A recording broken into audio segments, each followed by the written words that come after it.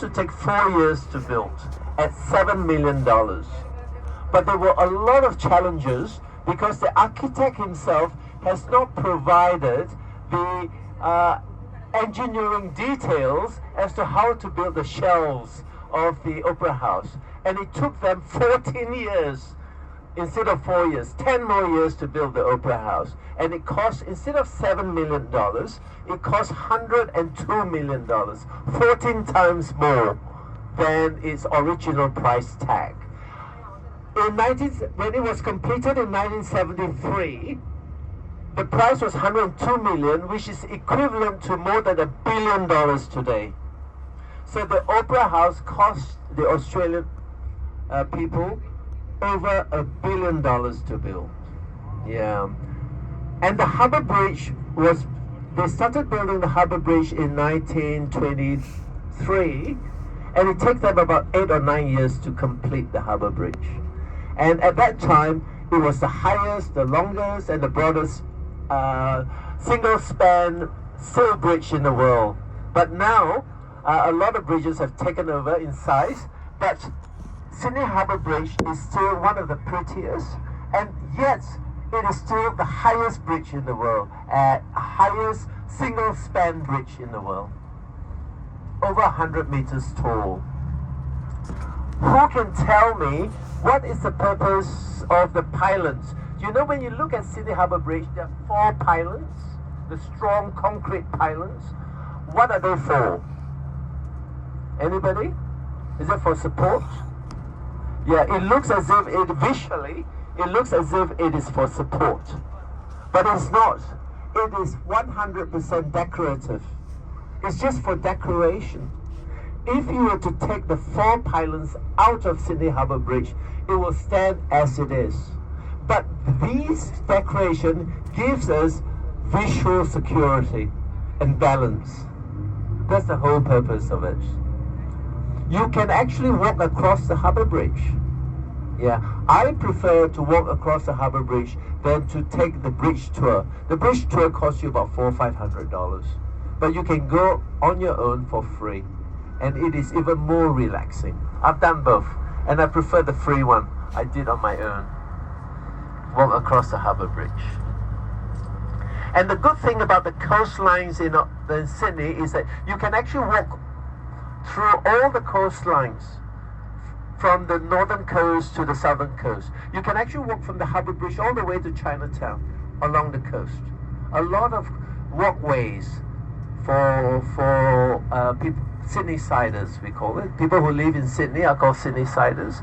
There's a lot of parks, there's a lot of walkways everywhere.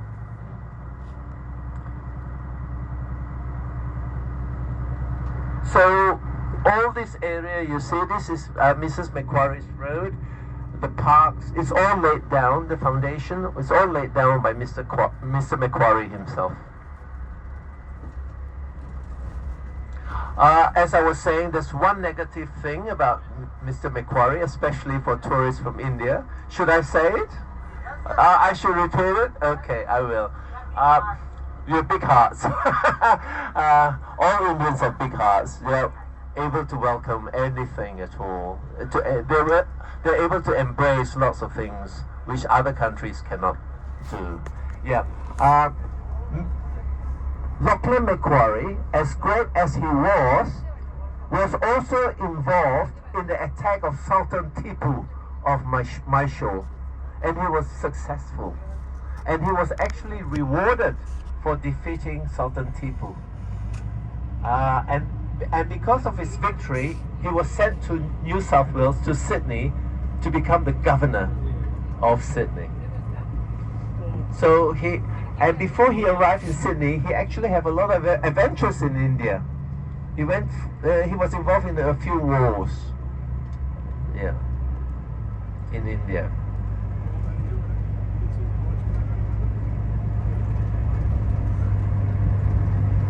So all these foundations, all these buildings around here, the Hyde Park was also laid by Mr. Macquarie, Governor Macquarie. And just in front of you is a high-end shopping area. It's called David Jones. one of the classier shopping areas. If you want to buy quality goods, if you have too much money to spend and you don't know where to spend it, you can go to David Jones and buy some of the luxury goods, more fashionable goods. David Jones on your right. This is Museum Station on your left. It's called Museum Station because just across the road here, across the park, is Australian Museum. And it was built in 1923. So this railway underground is 100 years old. 100 years old. Yeah, almost. I think 1923 or 1932, about that. 90 to 100 years old. Pardon?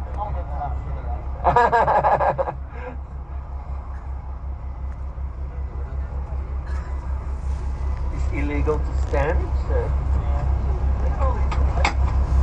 I tell you what. I don't practice. There's something the Chinese haven't thought of. It's okay.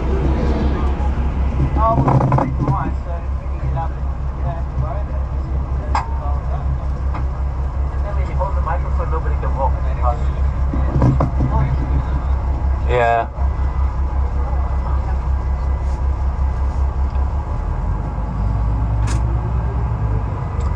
So we're going to a suburb called Milsons Point. I don't think I've been there before, but our driver is taking us there. Millers Point. Oh, that's what I mentioned. It is Millers Point, yeah. And this is the same street we came to go to Sydney Tower. I hope you remember. On the right side is a very high-class shopping area. Mall is called David Jones, one of the earliest shopping malls in Australia. David Jones is a very, very old company. It started in the 19th century. And just in front of you is Westfield. Lots of shops there. I think it is the biggest mall in the central business district.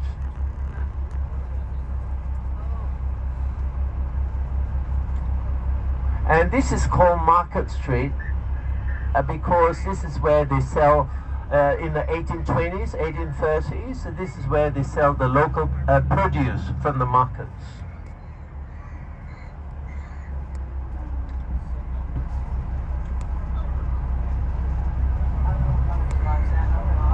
Pardon?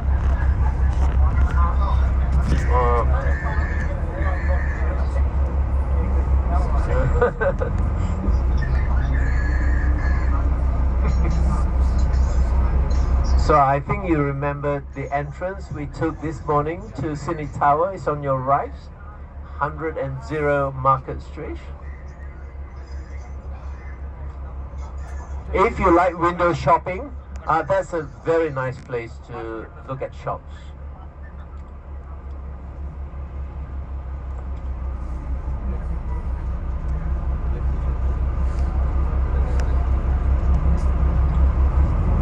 And after the traffic lights, on your left, on your right is another shopping area.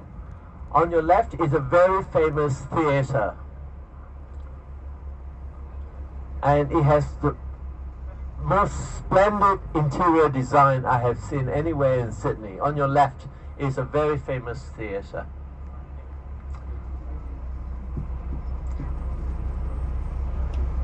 Mecca, no. This is newer. Yeah, this is Mecca. Yeah. They won the Australian Customer Satisfaction Award here in the last 3 years. Oh wow. Again, just told me that the shops on your left won the Customers Satisfaction Award. Mecca on your left. And we are crossing George Street. This is George Street here, we're just crossing it. Queen Victoria Building is on your left. And in Sydney, we don't actually call it Queen Victoria Building, it's too long. We call it QVB. And on your far left is Town Hall. And right in front of us is Darling Harbour, which you will go this afternoon after lunch.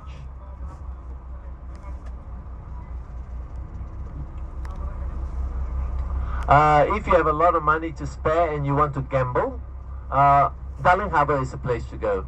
There are two casinos, one at Barangaroo, and the other one is at, what's the old casino called again? Darling Harbour, the Star, yeah, the Star. Apparently you see a lot of Chinese people there. 90% of the people who gamble in the Star are all Chinese, I think.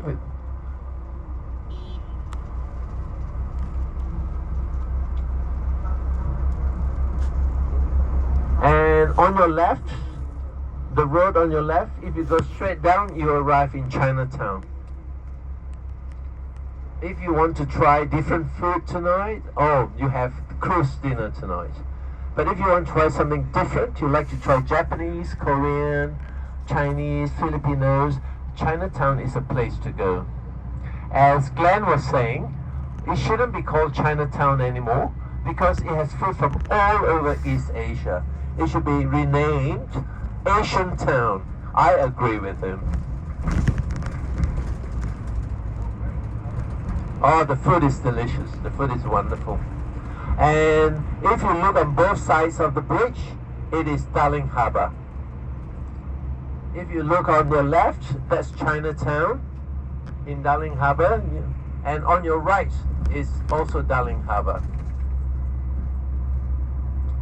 So on both sides of this highway bridge is Darling Harbour. Chinatown on your left, the bamboo structure is a library, Chinatown Library.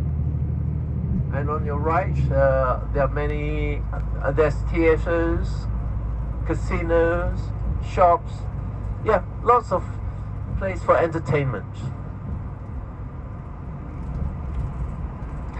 And on your right, there used to be wool stalls in the 1920s, 30s, and they have been repurposed as residential areas. So we are all heading into the inner suburbs, western suburbs now. When we went to Bondi, we were in the eastern suburbs. Now we are in the inner area of western suburbs.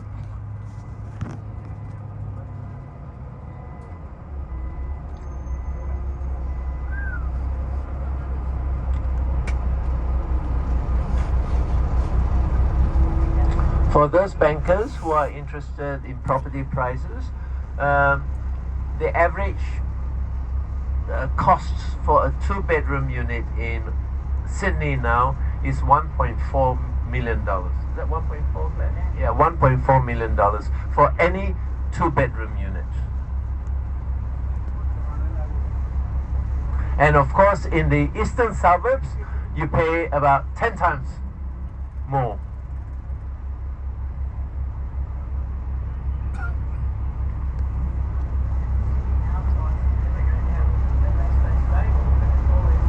Yeah, it's a place to invest, isn't it? But those poor lower income will never catch up, ever. Gone kaput. My expats, Australian friends, Gary Howard came back. He says, my God, I've lived in Asia for 30 years now, I can't even come back. He stayed at my place, I'm 65, I want to come back. He says, I can't afford to come back anymore. Good for people who have invested. Yeah.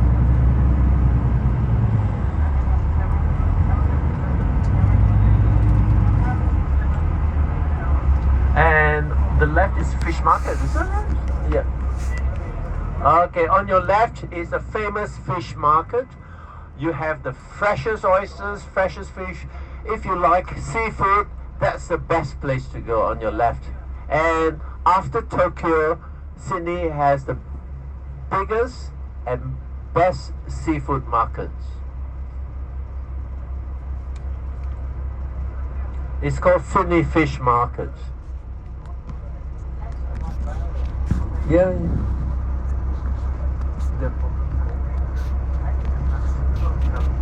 Light rail. Yeah, I do like the light rail.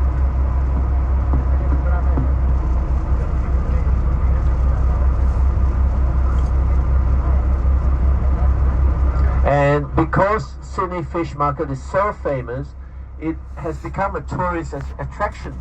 Especially Koreans and the Japanese, when they come here, the Sydney Fish Market is always included in the itinerary.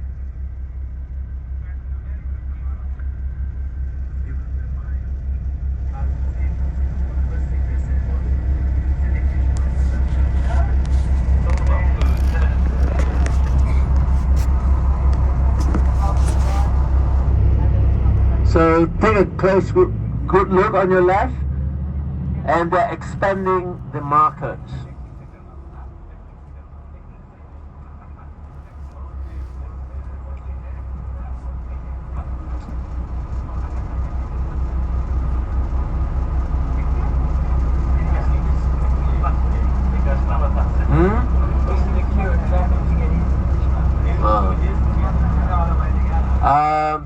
We have a queue here because everyone is going to the fish market. That's why there's a queue here.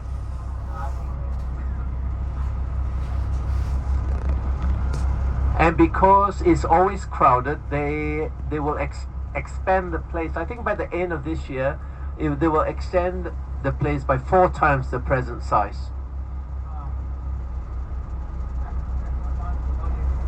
Yeah, this means 4 times more fish and oysters and calamari. I love seafood. Oh my God. Yep. Pardon me, what seafood? Yes, you like in the style. Yeah. You also like the whole katla. All fresh. The oysters are different. Very thick. And the Japanese and the Koreans, they come to Sydney. One of the tourist stops here. They always come in the group. So that they come to seafood or Sydney. And the Japanese will say, oh, this is not good. The Japanese are very famous for seafood. And they also like it.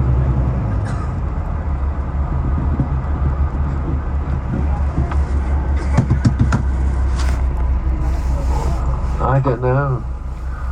Miller Street here. Oh, I see the bus right in front. Oh no.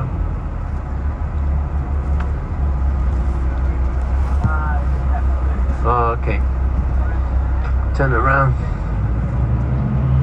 Oh.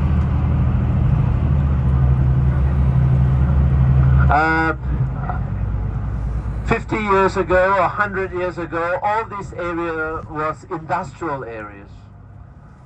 Lots and lots of industries and a lot of wool stalls. By the year 1870, Australia has already become the largest exporter of wool. Already. And by 1890, during the gold rush, Melbourne has become the richest city in the world. So you see a lot of wool stores here, but they have been repurposed as residential units. They don't pull down the buildings because the wool stores are very solid and very strong.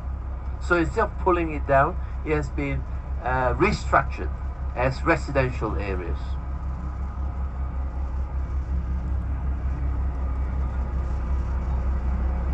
If you were here 50 years ago or more, it's all industries.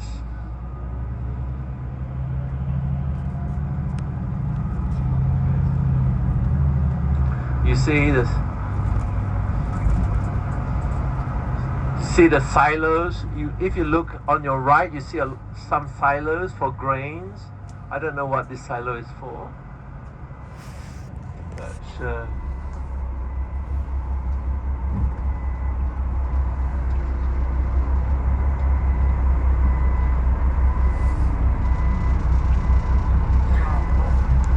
see, You can see in front a lot of Asian tourists from East Asia, Korea, Japanese. They take the light rail here to go to the fish markets. You see, they're all tourists from East Asia. Maybe Korean, maybe Japanese, maybe Chinese. The fish market is just here, just down here. Very, very famous. As Glenn was saying, it is the second most famous after Japan for its seafood, for quality, fresh seafood.